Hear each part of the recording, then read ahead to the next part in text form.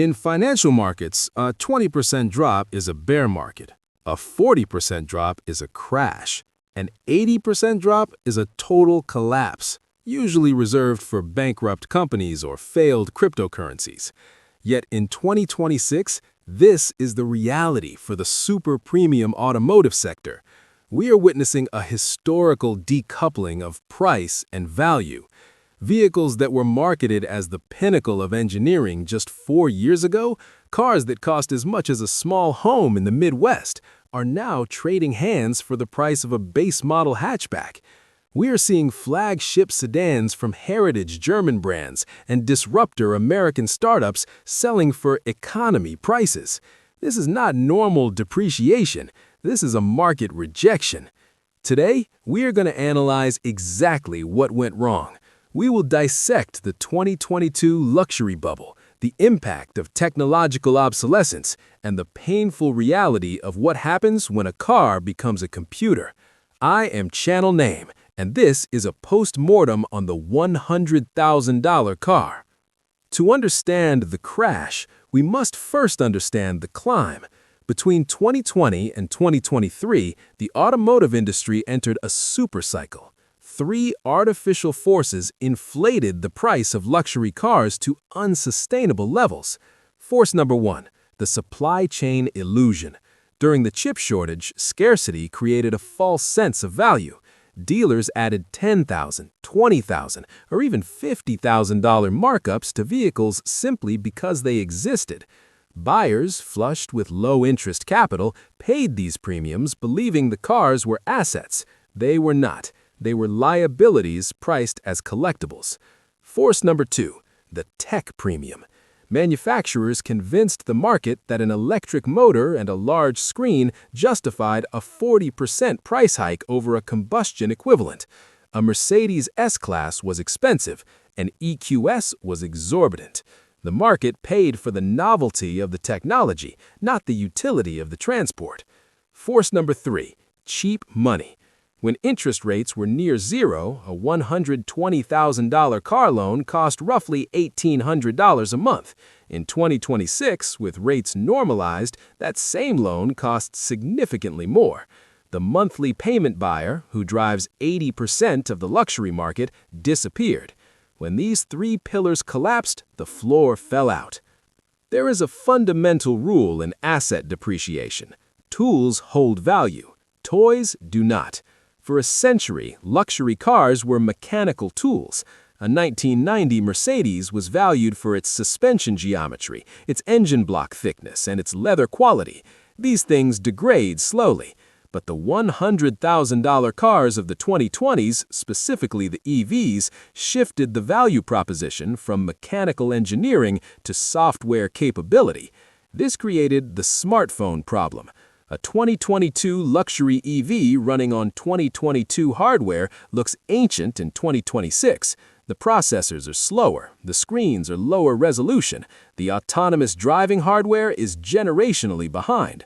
When a car's value is tied to its software stack, it depreciates like a laptop, not a limousine.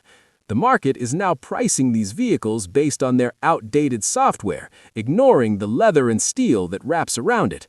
This is why a $140,000 Lucid or Audi e-tron has lost value faster than a $30,000 Toyota. The Toyota is a car. The Audi was a computer that got old. Let's look at the data.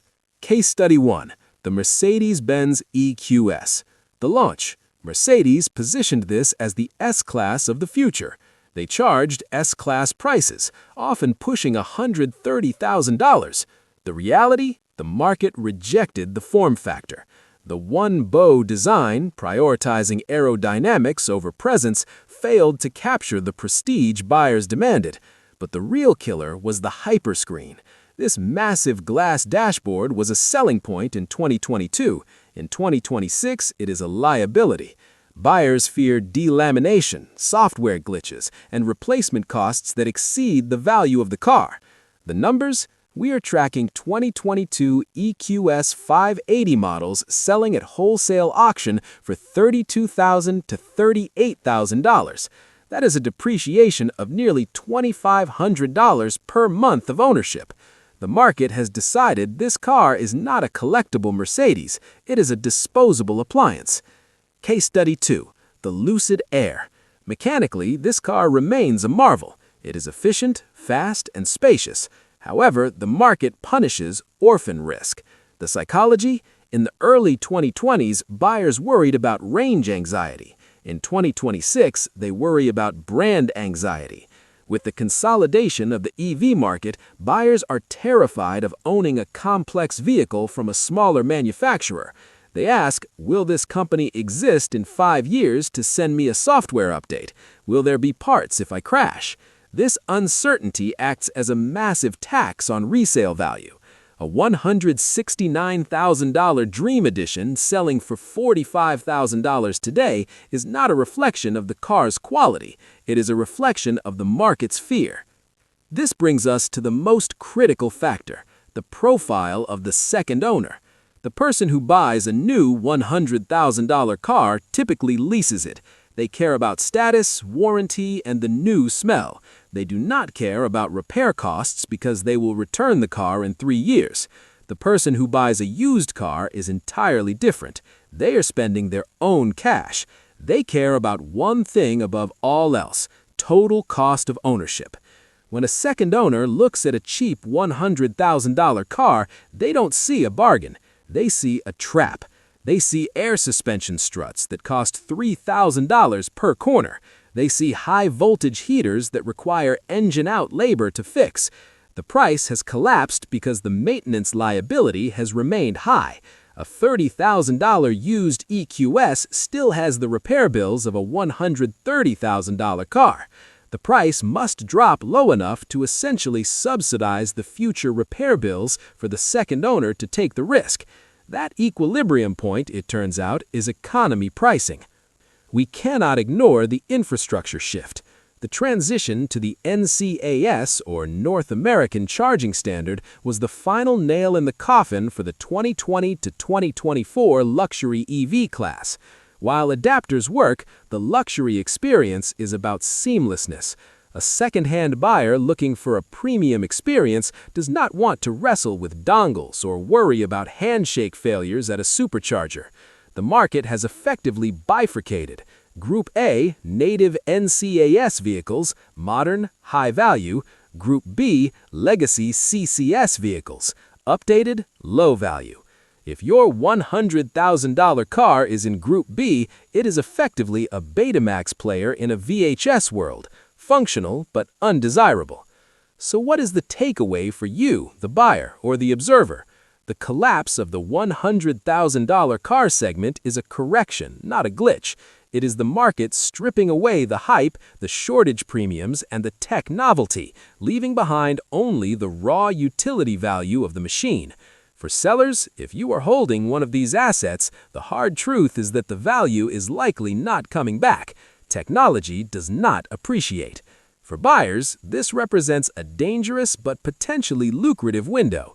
If and only if you can self-insure against repairs, or if you can secure a comprehensive exclusionary warranty, you can now access world-class engineering for 20 cents on the dollar. You can drive a car with a carbon fiber chassis, 1,000 horsepower, and massage seats for the price of a Camry. But remember, you are not buying a new car at a discount. You are buying a depreciating supercomputer with expensive hardware. The $100,000 car didn't disappear. It just turned out that $70,000 of that price was marketing and only $30,000 was car. I am Channel Name. Analyze the risk, buy the utility, ignore the hype.